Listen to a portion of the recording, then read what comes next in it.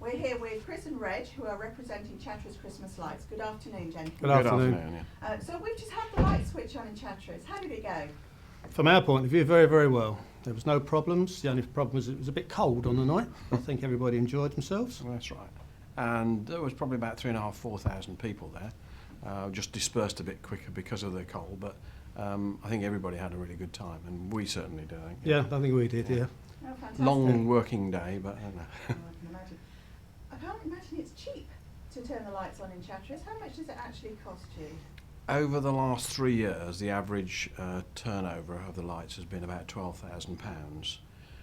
Very substantial sum each year. That's of that, a significant lump is actually used each year, about £2,000 for the actual switch-on event. And the trees each year costs us about £1,200, and our insurance is over £1,200 each year. So quite large lumps go out of that as a starting point before we start anything else. Goodness me. Chris, how do you raise the money to cover that? I go around begging. I go around to most of the businesses in town and try and encourage them to donate some money towards us. Nissa Local this year have actually paid for our Christmas trees.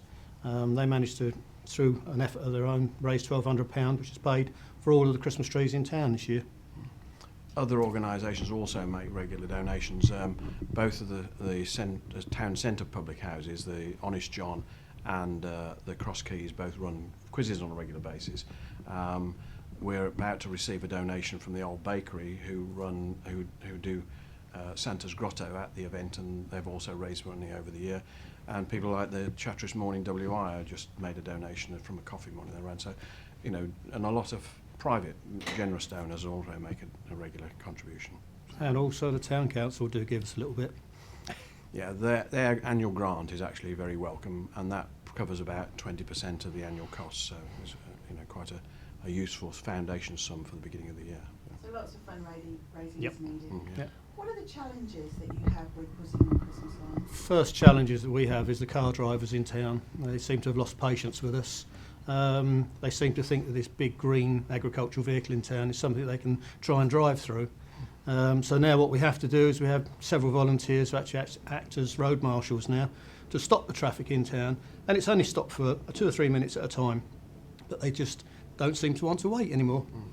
That's a shame. So you mentioned volunteers there, Chris. Yep. I imagine volunteers are a very, very important We resource. have a hard core of people, about 8 of us, that actually do the main work on the lights. We're always looking for volunteers, be it for a couple of hours on a Saturday or be it for the whole duration of the event. We are looking for volunteers.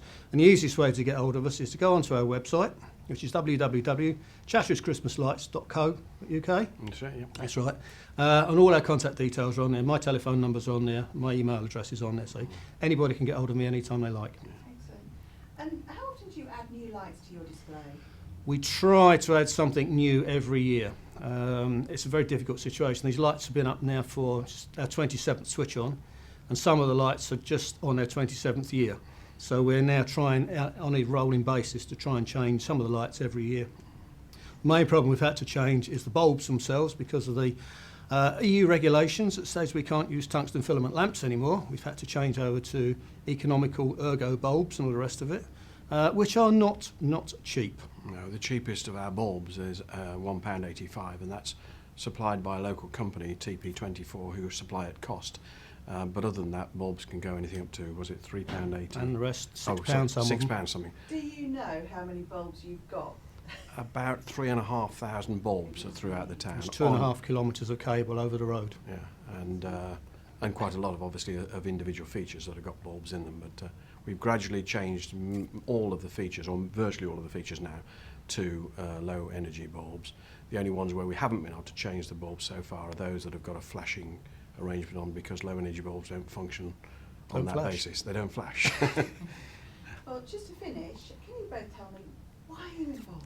Why is it important to you to be part of this? I've been doing this in my 14th year in January. I'm an electrician by trade, but I don't have any children, and the switch on to me is my Christmas.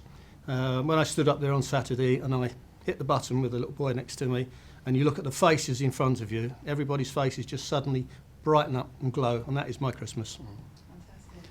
I'm relatively new to Chatteris. I've only been living here for about just over 6 years. But I used to come and visit my children who lived in the town at the time, and particularly come for the switch on and to see the lights. And when I first came to the town, I read one of the appeals for volunteers, and the danger that it might collapse if they didn't get new people. So I thought, couldn't let it go, so I joined straight in, and that was it. I've been involved. And the rest is history. One quick little comment. Somebody came to our raffle stall on Saturday, said he works and has lived all over the world, and Chatteris Christmas lights are the best Christmas lights he has seen anywhere. Fantastic. Thank you very much, gentlemen. Thank you. Thank you very much.